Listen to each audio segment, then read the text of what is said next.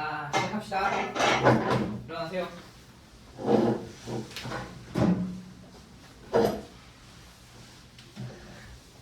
자, 일어나세요. 여기.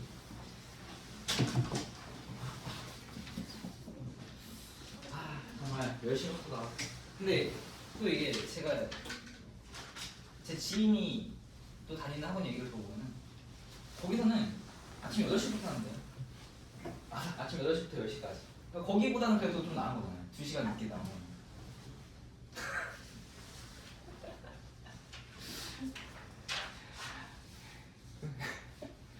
그리고 또 이제 여러분들한테 좀 먼 얘기긴 하겠지만 재수하고 이런 데서는 거기도 아침 8시부터 하는 거야. 거기부터 아침 8시부터 하지. 아침 8시부터 10시까지 하고 막 지금 대치동에서도 8시부터 10시까지 하고 막 그러고 있으니까 여러분들만 그런 건 아니에요. 전국에 이제 많은 학생들이 다 이러고 있다라는 전혀 위로가 안 되는 위로를 한번 해볼게요.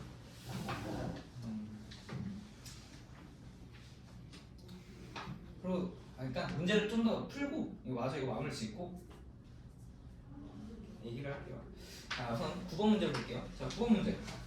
9번 문제도 결국에는 이거 점과 점 사이의 거리를 이용해서 문제를 푸는 겁니다. 보시면은 또 원의 방정식이 이렇게 주어져 있죠. 보면은 다 이런 식으로 주어져 있는데 맞아요. 제가 좀 일부러 이런 문제를 골라냈어요. 계속. 왜냐면 연습 좀 하라고. 이거 고치는 거 연습 좀 하라고. 이렇게 낸 것도 있어요. 그리고 한 문제에 계산이 여러 가지 있는 게 그래도 공부하기 좋으니까. 자, 그래서 마이너스 2의 제곱 플러스 y 마이너스 1의 제곱은 마이너스 4 플러스 4 플러스 1 해서 반지름은 1이다 라는 걸 알 수가 있겠죠.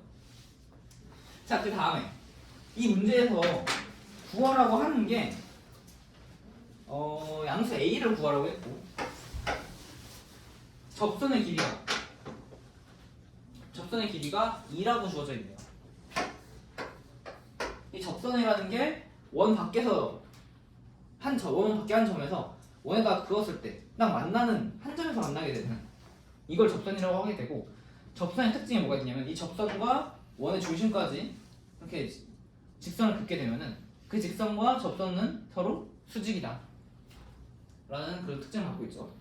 자, 이렇게 직각삼각형 이게 앞으로도 도형 문제에서 직각삼각형이 되게 많이 나오는데 직각삼각형이 왜냐면 되게 특수한 삼각형이라서 그러죠. 이 두 개의 길이만 알아도 나머지 한 변의 길이를 알 수 있는 그런 특수한 삼각형이기 때문에 문제 내기가 좋아서 그 직각삼각형이 되게 많이 나오게 됩니다. 그리고 또 직각삼각형이 나왔다 라고 하면은 머릿속에 항상 두 변을 구하고 피타고라스 이용해야겠다 라는 거를 염두에 두고 있어야겠죠. 자, 그 다음에 그래서 반지름 길이 1이라고 주어져 있고 원의 중심 여기서 보면은 2,1이네요. 자, 이렇게 돼서 이제 문제를 풀 수 있는 조건이 다 갖춰졌습니다. 자, 보시면은 그래서 이 길이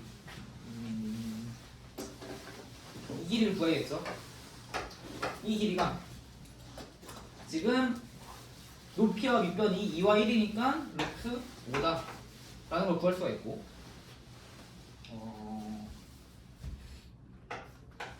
루트 5 그냥 쓰고 그리고 지금 P 여기 5라고 보면은 P5의 길이를 보면은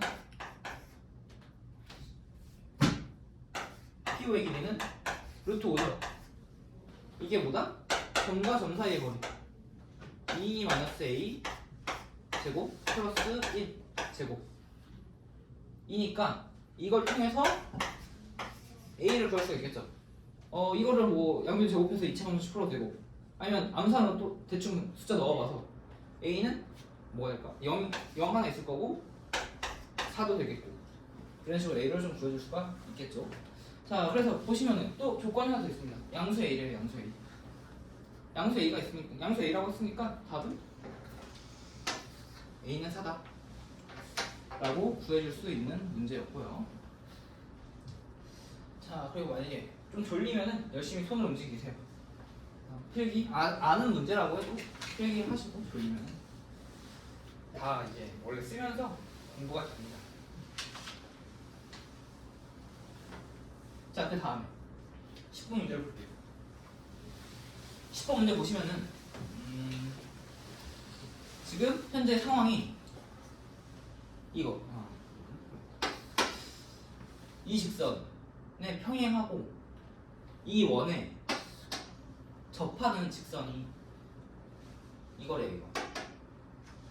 그때 MN을 곱해라 라고 하는 거죠. 그냥 결국에는 이 문제의 핵심 목표는 이 직선의 방정식을 구하는 거죠. 이 직선의 방정식을 구하려고 보면은, 자, 우선은 이건 두 번째 풀이고 그림을 그리는 거예요. 첫 번째 풀이를 일단 보여드릴게요. 자, 첫 번째 풀이는 그냥 그림 안 그리고 푸는 겁니다. 이 직선의 방정식을 보고 알 수 있는 게 지금 평행하다라는 거는 기울기가 똑같은 거예요. 그러니까 뭐 이거를 이런 식으로 정리해서 써도 되고, 아니면 어쨌든 기울기라는 게 x의 개수와 y의 개수와 관계된 거니까 y의 개수를 이제 x의 개수에다가 나눈 거죠.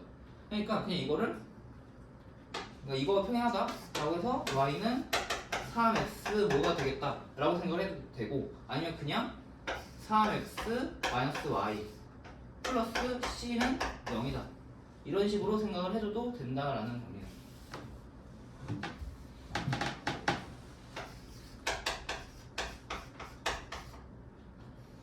우리가 구하려고 하는 저 접선의 방정식이 그렇게 두 가지 형태로 구할 수 있다라는 거고, 자, 근데 이게 또 거리를 구해야 되니까 사실 이 형태로 두고 문제를 푸는 게 좀 더 편하긴 해요. 근데 만약에 이렇게 하다가 내가 평행이라고 두고 이렇게 식을 세운 건데 실수를 하지 않았을까? 라고 걱정이 되면은 이런 식으로 이제 y는 꼴로 고쳐서 좀 더 확실하게 해도 된다라는 겁니다. 자, 그래서 평행한 직선의 방정식 저렇게 구해놨고, 저게 접한대요. 접한다고 했으니까 D는 R이다 라는 걸 생각해서 여기서 지금 R이 루트 10이죠. D를 구해보면은 D는, 그리고 여기 중심이 0,0이죠. D는 루트 10 분의 C 절대값이 R이랑 같아야 되니까 루트 10이다. 그래서 C는 플러스 마이너스 10이다 라고 구해줄 수 있습니다. 자, C까지 구해놨으니까 다시 이 C, 구한 C를 여기다가 대입해주면 Y는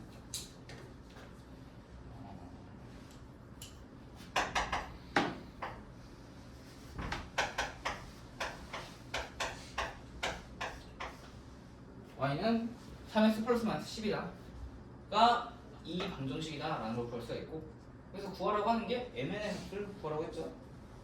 근데 여기서 n이라는 게 앞에 플러스 마이너스 제외하고 n이니까 이거 절대값을 구하라는 거고, 절대값을 n이라고 하는 거고, 그러니까 mn의 값은 30이 되겠네요. 자, 그래서 첫 번째 풀이 방법은 이런 식으로 굳이 그림을 그리지 않고 이 문제 상황이 이해가 된다면, 이 문제에서 주어지고 뭘 요구하는지를 딱 바로 알 수 있다면 그림을 그리지 않더라도 식을 세워서 문제를 풀 수 있다는 거고, 그런 상황이 머릿속에 그려지지 않으면, 그러니까 뭘 요구하는지 정확하지 않으면 그림을 일단 그려보면 되겠죠. 그래서 그림에서 주어진 상황이 일단 원 x제곱 플러스 y제곱은 10이다 라고 하는 원에 접하는 직선이 있고, 그 직선이 3x 마이너스 y는 1과 평행합니다. 이 직선과 평행하네요. 이렇게 주어져 있는 거니까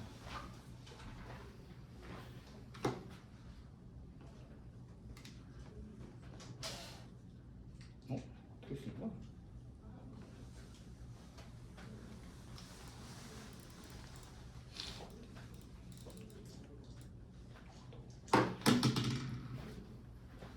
이렇게 주어져 있으니까 여기서 이제 이 직선 L은 Y는 3X다 라고 생각할 수 있는 거고, 그리고 나서 이 직선과 이 중심까지의 거리를 구한 다음에 이 거리와 반지름의 길이가 같다라는 걸 이용해서 식을 구해야겠다라고 그림을 한번 그려보면서 주어진 문제 상황을 이해해봐도 좋습니다. 이렇게 해서 문제를 그러니까 그림을 그려서 문제를 풀어도 된다라는 거고. 자, 그래서 11번 문제를 볼게요. 이제 이거는 설명이 끝났고.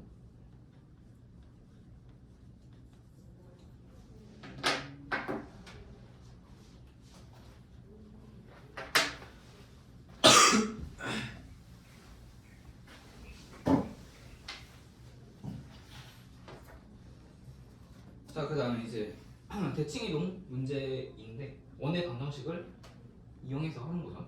자, 그래서 원의 방정식 우선 보시면은 x제곱 플러스 y제곱 플러스 6x 플러스 10y 플러스 18은 0이다.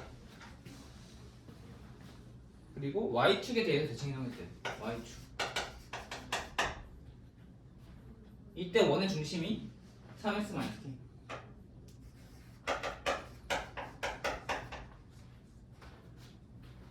이때 k의 값을 구해라 라고 하는 문제죠. 자, 보시면은 마찬가지로 근데 이거를 굳이 안 바꿔도 문제를 풀 수 있긴 한데 바꾸는 게 문제가 좀 더 편합니다. 왜냐면 안 바꾸면은 y가 지금 y축에 대한 대칭이동했죠. 이 얘기는 x, y를 마이너스 x, y로 바꾸란 얘기니까 이 마이너스 x를 x 제곱에다가 대입해야 되고 x에다가도 대입하고 그리고 어차피 원의 중심이 이 직선 위에 있다고 했으니까 원의 중심도 구해야 돼요. 그러니까 이거를 또 바꿔줘야 됩니다. 바꿔주게 되면은 x 플러스 3 제곱 플러스 y 플러스 5 제곱은 마이너스 18 플러스 25 플러스 9 해가지고 이거는 16이다. 이렇게 구할 수가 있고, 자, 이게 원함수였고 대칭 y축에 대해 대칭한 함수를 보시면은 여기다가 마이너스 x를 대입해 주면 되겠죠.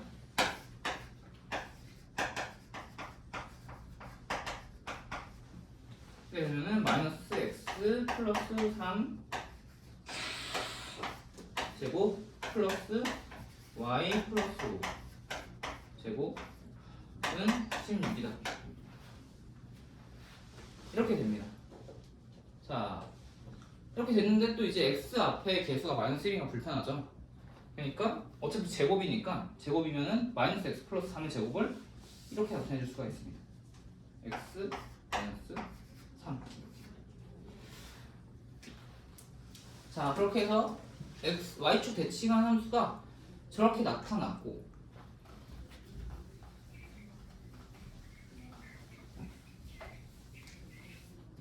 그리고 이거의 중심이 이제 3, 마이너스 5니까 이거를 여기다 넣어주면 되겠죠. 이 중심이 저 직선을 지난다고 했으니까, 그러니까 k는 14다 라고 구할 수가 있습니다. 자, 이렇게 해서 구할 수도 있고, 이것도 이제 첫 번째 방법인 거고, 이런 식으로 그냥 보이는 대로 순서대로 쭉쭉 풀어나가는 방법이었고요.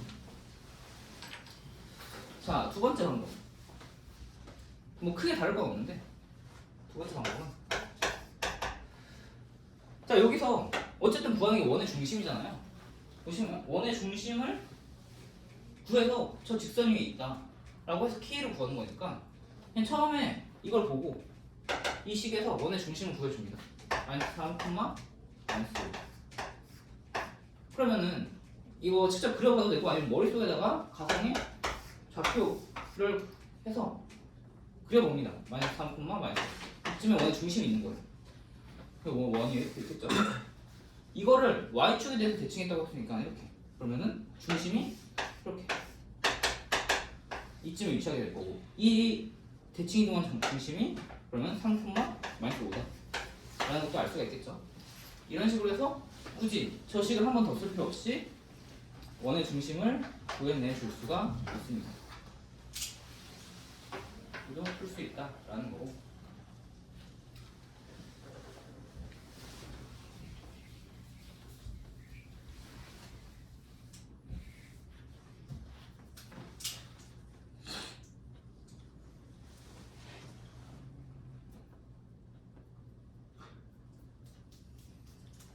자, 12번 문제 봅시다. 마지막으로. 자, 폼을 써. 이번에는 y 는 마이너스 x 제곱 플러스 3x 마이너스 a를 x축의 방향으로 마이너스 이만큼, y축의 방향으로 3만큼 평행 이동했대요. 그 다음에 x축에 대해서 대칭 이동했다고 합니다. 이번에는 그러니까 평행 이동하고 대칭 이동까지 한 거죠.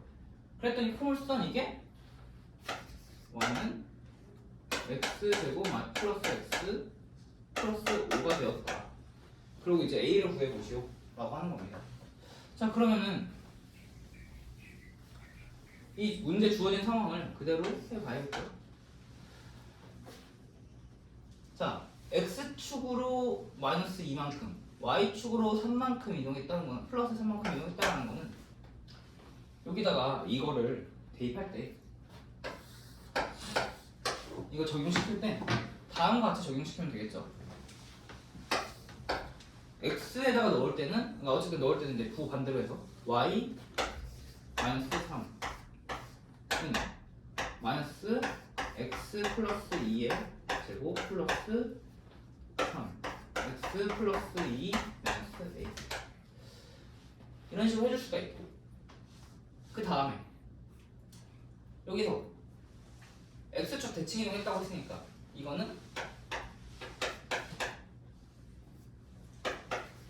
x, y를 x, 마이너스 y로 해주면 되는 거니까 y 대신에 마이너스 y 대입해주면 되는 거죠. 그래서 여기다가 y에다가 마이너스 y 대입하면 되는데, 그 전에 이거 좀 정리하고 넘어갈게요. 그러면은 y는 마이너스 x 제곱 마이너스 x 플러스 6 마이너스 a 플러스 이렇게 되는 거니까 마이너스 x 제곱 마이너스 x 플러스 5 마이너스 a 이렇게 되겠네요. 자, 그런 다음에 이거를 x축 대칭 이동했으니까 y에다 마이너스 y 넣는 건데, 그래도 되고 한 번에 y는 하고 여기 뒤에다가 마이너스 1을 곱해줘도 되겠죠.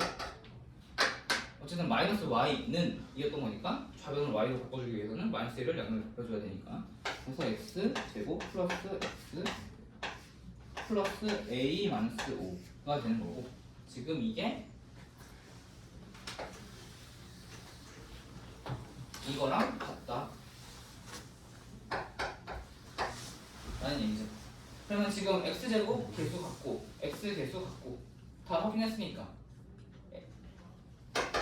a 마이너스 5가 5다 라는 거 이용해주면 a는 10이다 라고 구해줄 수가 있습니다. 자, 이렇게 해가지고 우선 이 테스트 문제풀이 다 끝났고,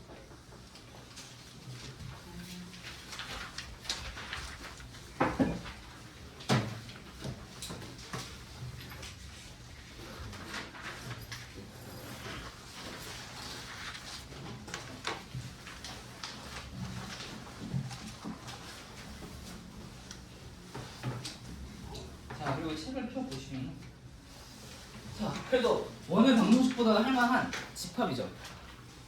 근데 오늘은 그렇게 설명하지가 않을 거예요. 또 이게 집합의 연산이라고 해가지고 집합도 계산을 해야 되거든요.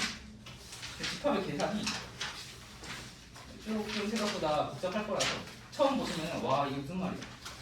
아니, 더하기 빼기도 아니고 이제 합집합, 교집합이라는 기호들을 배울 건데, 그 기호를 이용해서 연산을 해야 돼요. 그래서 사실 쉬어가는 타임은 2번 시간으로 끝났다. 이번은 또 새로운 도전이 될 거다 하는 겁니다. 처음 들어보신 분들께는.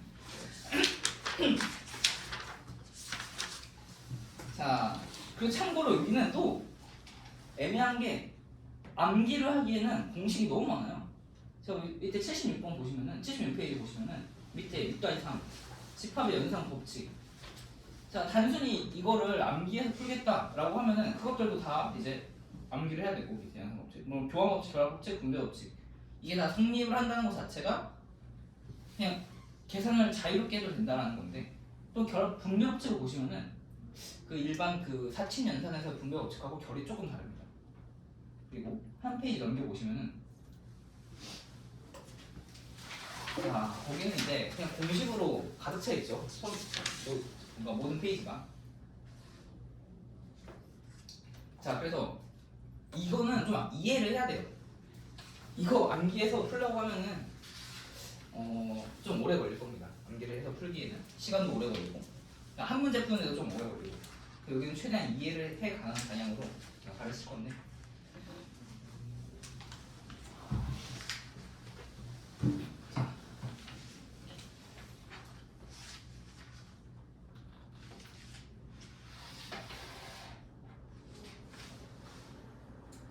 그래서 들어가기 전에 잠도 좀 깰게요.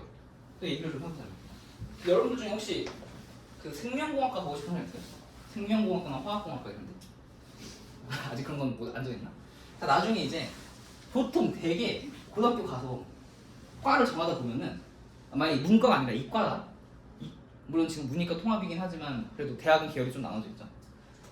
자기가 좀 수학, 과학 이런 걸 좋아해서 이공계열로 가고 싶다. 아니면 취직을 좀 더 편하게 하고 싶어서 이공계열로 가고 싶다. 라고 해서 이공계열을 선택을 하게 되면은 선택지가 크게 세 가지가 있습니다. 크게 그 자연과학 그리고 공대 그리고 생명. 자, 이 생명이라는 게 결국에는 자연과학에도 들어가 있고 공대에도 들어가 있는데 좀 생명공학이거든요. 생명공학. 그러니까 생명공학이라는 게 공대에 들어가 있는 거긴 해요.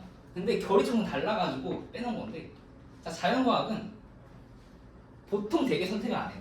자연과학을 선택하는 거 보면은 아니 예를 들어서 만약에 한양대 전기전자공학과에 들어갈 성적이 나왔다. 근데 나는 한양대보다는 과보다는 대학을 높이고 싶어. 한양대보다는 고려대를 가고 싶어. 그러면 한양대 전기전자 붙어서 되면 고려대 막 생명과학과, 과학과 이런 식으로 아니면 뭐 고려대 물리학과 이런 식으로 좀 자연과학 계열은 인기가 없어요. 그래가지고 나는 고려대가 더 좋다. 과보다는. 그러면 이제 그런 식으로 해서 자연과학 계열을 선택하기도 합니다. 서울대는 근데 조금 결이 달라서 서울대는 이제 그냥 그 분야가 좋아서 미치겠는 애들이 주로 가기 때문에 오히려 자연과학과가 좀 높은 데도 있기도 하고 막 그래서 아무튼 좀 인기가 없어요. 그러니까 취업하려고 이공계열 가는데 자연과학 계열은 좀 선택을 다 안 하게 되겠죠. 자, 공대를 봅시다. 공대 보시면은 전기전자, 기계, 그리고 뭐 항공 이런 데를 가게 되는데 이런 데 특징이 뭐냐면은 뭐 화공도 있죠. 사실 화공도 여기에 속하는데 흔히 옛날엔 전화기 불러서 이 3대장 이게 제일 높기도 했고 여기 들어가면 그냥 사실상 취업 보장 이런 느낌이어서 인기가 많았는데 좀 많이 떨어졌죠. 화공도 떨어지고 기계도 떨어지고 컴고 바짝 올라갔다가 요새 다시 또 추락하고 있죠. AI 때문에. 그래서 전기전자가 요새는 1티어긴 한데 아무튼 이 공대의 특징 뭐냐면 바로 수학을 엄청 빡세게 합니다. 수학과 물리를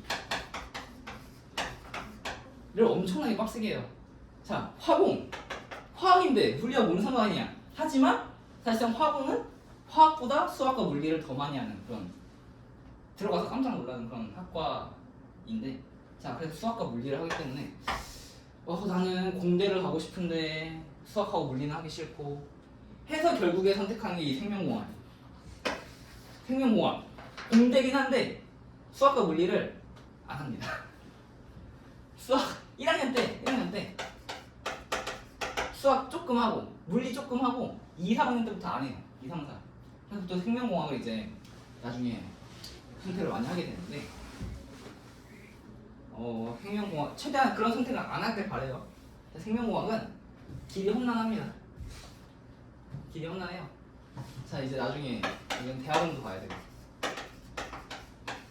대학원 2년 사실상 그 내가 이 학과를 다른 뭐 저 공학 계열들은 학과 나오면은 자기 전공을 살리면서 일을 할 수가 있는데 생명공학은 자기 전공을 살리려면 대학원 나와야 돼요.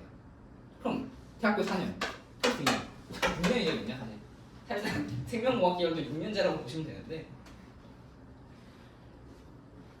아무튼 이 얘기를 왜 했냐? 생명공학을 하시다 보시면 지금 같은 상황이 많이 발생할 겁니다. 원의 방정식 처음 배우는 듯한 느낌, 그리고 집합의 연산 처음 배우는 듯한 느낌. 대체 뭔 얘기인지 모르겠고 이해가 안 가고 하지만 암기해야 되는 상황이 발생하게 되는데 그 이유들이 뭐냐면은 보통 이 학문이라는 게 이 학문의 발전이 누가 발전시키는 거겠어요? 그 박사 딴 사람들 그거의 최첨단에 있는 사람들이 발전을 시키는 건데 그 사람들이 이미 그 분야를 다 알고 있는 사람들이에요. 그러니까 이런 그림 봤어요? 초등학교 때 배우는 양, 중학교 때 배우는 양, 중고등학교 때 배우는 양, 대학교 때 배우는 양, 그리고 대학원 때 배우는 양, 박사 때 배우는 양, 석사 때 배우는 양, 그리고 박사가 되고 나서 교수들이 하는 거. 여기 이런 식으로 점점 분야가 좁아지면서 거기를 이제 높여 나가는 건데 아무튼 이 원의 방정식이든 뭐든 이런 것들 새로운 공식이든 그런 개념들을 만들어내는 사람들이 여기 있는 사람들이에요. 여기 있는 사람들. 그러니까 이 사람들은 이만큼을 이미 다 알고 있는 사람들이야. 그러니까 자기네들이 해놓은 게 이해가 되는 거지. 너무나 당연한 거지. 근데 여러분들은 그게 아닌 거잖아요. 지금 물론 이 전체 과정을 배우고 있는 과정이긴 한데 이걸 다 배운 게 아니잖아요.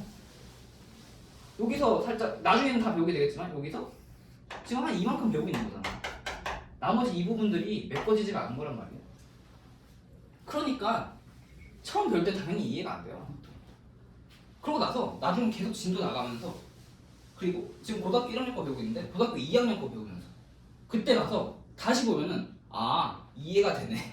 이게 무슨 느낌인지 어떤 개념인지가 이해가 되네 라는 걸 이제 뒤늦게 알게 됩니다. 뒤늦게. 그래서 지금은 그냥 단순히 암기를 좀 하라는 얘기예요. 나중에 그거 말고 다른 것들을 공부하면서 전체적으로 그게 딱 배우고 나면은 그게 다른 개념에서 배운 개념들도 여기에 좀 녹아 들어가고 하면서 그것들이 이해가 될 거라서 그래서 지금은 어려울 수밖에 없고 그냥 좀 어느 정도 그걸 감안해서 암기를 해라 라는 겁니다. 근데 생명공학이 그런 게 특히 심해요. 어떤 원인에 의해서 그러니까 어떤 현상이 있어. 애초에 이거는 그러니까 수학하고 물리학하고 개념이 다른 게 수학과 물리학은 그래도 나름 논리를 통해서 하는 건데 생명공학은 논리를 통해서 원인을 보고 결과를 예측할 수가 없어요. 거의. 그 결과 현상을 보고 원인을 역추적하는 건데 어떤 현상이 있는데 그리고 그 원인을 역추적합니다. 어쩔 수가 없어요. 학문 특성상 원인을 역추적했는데 그래서 이 메커니즘을 발견했어. 이 A라고 하는 루트를 발견을 했는데 이해를 했어. 이해를 했는데 딱 보니까 이 현상이 이것만으로 이루어지지 않거든요. 여기 B라는 현상도 있어요. 또. 그리고 C라는 것도 있어. 이런 게 다 종합이 돼서 이 현상이 발생하는 거야. 근데 이 B라는 거는 이 A라는 게 만약에 1800년대에 발견이 됐어요. 이 B라는 게 1900년대에 발견이 됐어. C라는 게 2000년대에 발견이 됐어. 그러면 이 B를 발견한 사람은 1800년대까지의 모든 쌓여왔던 지식들이 들어가 있는 상황이니까 이걸 보고 이해가 돼. 이 C라는 걸 발견한 사람도 그 전까지 내용들이 다 아는 상황이니까 이해가 돼. 근데 이걸 처음 배우는 사람은 A를 배우다가 B를 배우다가 C를 배우다가 하지 않고 보통 여기서 또 더 중요하고 기초적인 개념들이 있거든요. 그래서 막 B를 먼저 배우고 뭐 A를 배우고 C를 배우기도 하고 이런 식으로 가다 보니까 잘 보통 막 중구난방이 돼가지고 이해가 안 가고 막 그러는 상황이 발생하는데 여러분들이 이런 걸 이겨내셔야지 그래도 살아갈 수가 있어요. 그런 거 이제 지금 처음 맛보는 그런 단계라고 보시면 돼요. 자, 수업 들어갈게요. 자, 수업 들어갈게요.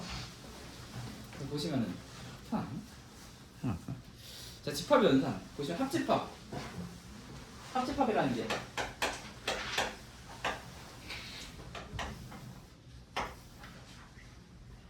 자, 그 이제 벤 다이어그램을 되게 많이 이용할 건데 우리가 앞에서는 벤 다이어그램을 그렇게 많이 이용하지 않았어요. 대부분 조건제시법, 원소나열법 이런 걸로 했었는데 이제 보시면은 합집합, 그러니까 이제 집합의 연산 부분을 설명하기 위해서는 벤 다이어그램을 필수적으로 좀 그려줘야 돼요. 그래서 여러분들 이런 거 그리는 거 연습을 좀 해보시고 그래서 합집합이라는 건 뭐냐면은 이 두 개의 집합을 더한 겁니다. A라는 집합과 B라는 집합을 합쳐서 나타낸 거예요. 그러니까 예를 들어서 A에 1, 2, 3이 있고 B에 2, 3, 4가 있고 자, 이런 상황에서 A 합집합 B라고 나타내면은 1, 2, 3, 4라고 생각을 하시면 됩니다. 그러니까 A에 있는 원소들과 B에 있는 원소들을 한꺼번에 나타내는 거예요. 근데 여기서 보시면은 2와 3이 A와 B와 둘 다 중첩되어 있죠. 이런 걸 중첩되어 있는 거는 두 번 쓰지 않고 한 번만 써주는 겁니다. 그걸 이제 합집합이라고 하고 기호를 이런 식으로 U자 형태로 나타내게 됩니다. 이게 합집합. 그럼 교집합이라는 거는 B와 A의 공통된 부분.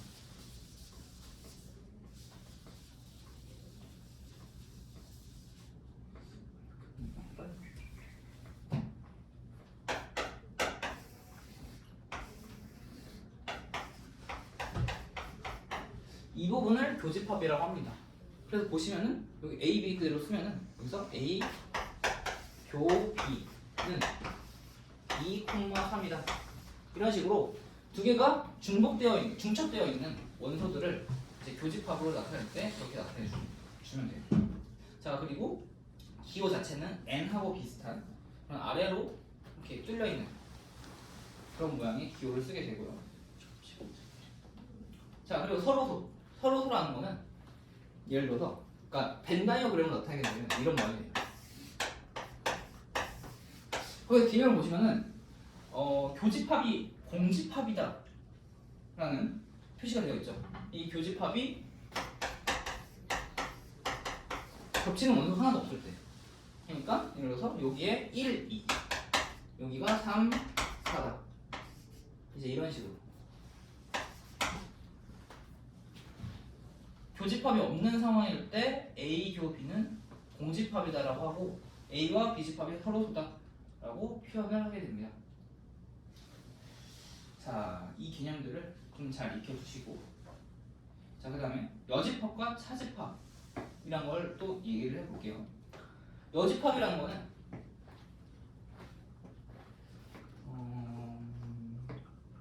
이제 여기 이제 새로운 또 개념이 하나 등장하는데 전체 집합이라는 게 등장하죠. 먼저 전체 집합 U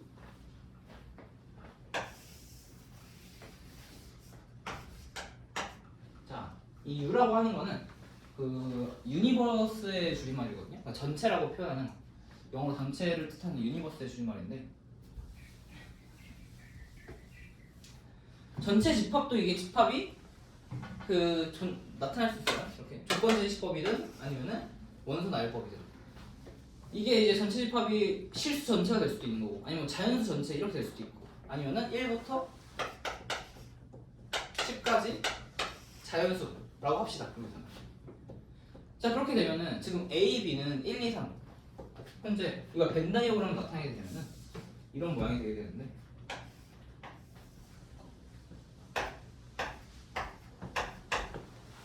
자, 이걸 제외한 이 전체 집합에서 보시면은 5, 6, 7, 8이 여기에 존재하게 되죠. 9, 10까지. 이런 모양의 벤 다이어그램이 만들어지게 되고, 이 중에서 여집합이라고 하는 거는 뭐냐면은 A의 여집합이라고 표현을 하게 되고, 이 전체 집합에서 보실 때 A 집합에 속해 있지 않은 나머지들을 여집합이라고 합니다. A의 여집합이라고 했을 때 A에 속해 있는 원소들을 빼고 나머지를 A의 여집합. 그러니까 A의 여집합은 4부터 10까지 이렇게 되겠죠. 자, 그럼 B의 여집합은 1하고 5, 6, 7, 8, 9, 10 이렇게 되겠죠. 자, 그럼 A 합집합 B의 여집합, 이거의 여집합은 1, 2, 3, 4를 제외한 나머지 5, 6, 7, 8, 9, 10 이렇게 될 거고, A 교집합 B의 여집합은 2, 3을 제외한 나머지가 되겠죠.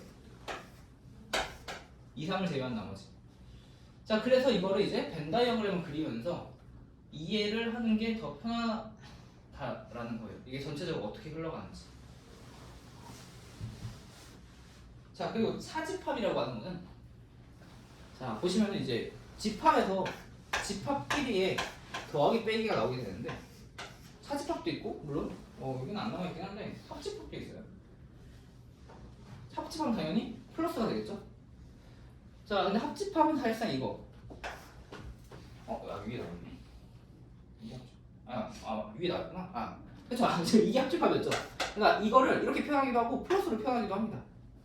그래가지고 근데 이 위에 합집합이 저식으로 기호가 나와 있어서 굳이 이 책에서는 설명 안 한 것 같은데. 자, 차집합. 차집합이라고 하는 거는, 자, A에서 B를 빼는 거야, 말 그대로. A에서 B를 빼는 건데, 그럼 뺄 때 이 교집합이 있는 것들을 빼면은 그럼 뺄 수 있다 쳐요. 그럼 여기 교집합이 아니고 A에서 B를 빼는데 4. 근데 A에는 4가 없잖아요. 없는 거를 빼서 뭐 마이너스 4라고 쓰나? 라고 하진 않고 그냥 겹쳐 있는 부분만 제외를 해줍니다. 그러니까 이거는 1 이렇게 되는 거예요. 그래서 이걸 다른 말로 어떻게 표현할 수 있냐면은, 지금 보시면은 A집합에서 교집합인 부분을 뺐잖아요. 이거를 뺀 거예요. 그래서 A 빼기 B는 A 빼기 A 교집합 B로 나타낼 수도 있습니다. 아니, 똑같은 거예요.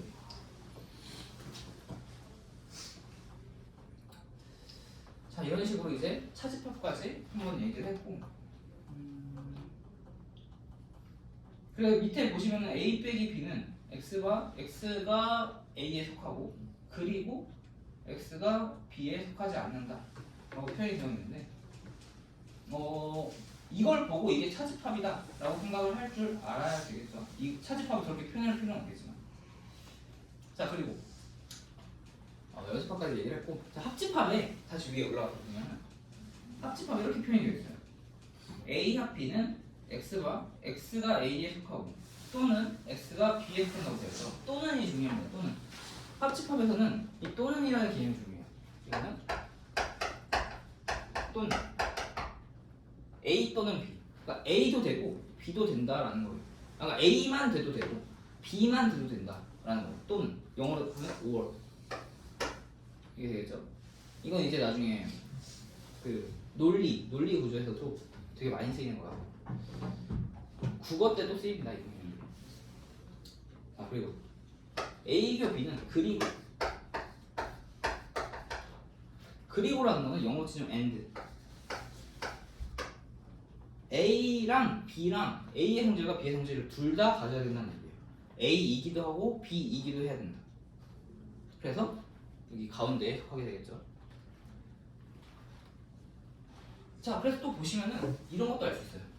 이거는 이제 나중에 문제 풀 때 보게 될 건데, A 합집합 B에는 A 교집합 B 집합이 포함될 수밖에 없겠죠. 이제 그런 것도 좀 살펴볼 수가 있고. 자, 그렇게 해서 밑에 집합의 연산 법칙까지만 해보고 문제를 좀 풀어보도록 할게요. 라고 하는데 시간이 거의 다 되겠네.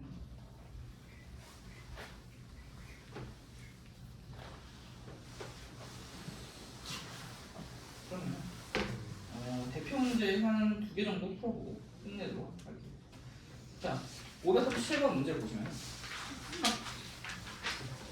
자, 학습과 교집합을 이용해서 문제를 푸는 건데 보시면 A는 8 이하의 자연수, B는 이렇게요, C는 저거다 이렇게 나와있죠. 그래서 이걸 벤 다이어그램으로 나타내 볼게요.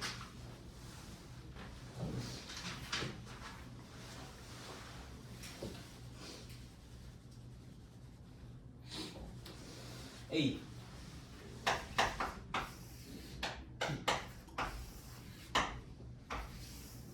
C 이렇게 벤 다이어그램 나타내보면 A는 1부터 8까지, B는 2부터 6까지, C는 3, 6 이렇게 되겠죠. 그러면은 여기서 A, B, C의 교집합인 부분은 3, 6 이렇게 될 거고,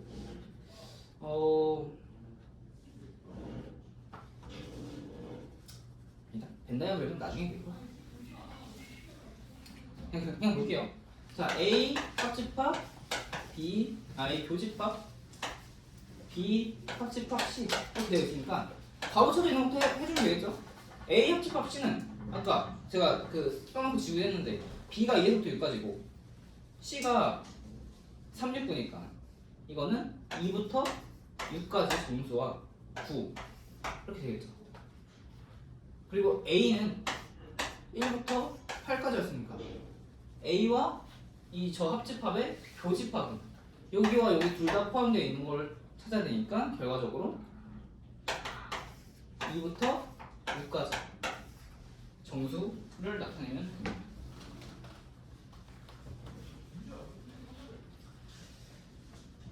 자, 그래서 집합 쓸 때는 이렇게 쓰면 안 되겠죠? 좀 더 정확히 2, 3, 4, 5, 6 이런 식으로 원소 나열법으로 써주셔야 합니다. 자, 그 다음에 540번 문제를 좀 보시면 다음 중 집합 A, B가 서로소인 것을 고르시오 라고 했는데 그럼 서로소에 대한 개념을 알아야겠죠. 그럼 서로소의 개념이 교집합이 공집합이어야 된다는 거니까 서로 겹치는 게 없어야 돼요. 그래서 보시면은 1번은 8로 겹치게 되고 그리고 2번은 B가 공집합이죠. 그러니까 A와 B는 서로 겹치는 게 없어요. 그러니까 A와 B는 서로가 맞다. 3번을 보시면은 A는 홀수인 자연수고 B는 3의 양의 배수니까 3의 양의 배수에는 3, 6, 9 등등 이런 식으로 이미 3과 6이 홀수이죠. 홀수인 자연수니까 교집합이 존재하게 될 거고 3은 아니고. 자, 4를 보시면은 10보다 작은 소수는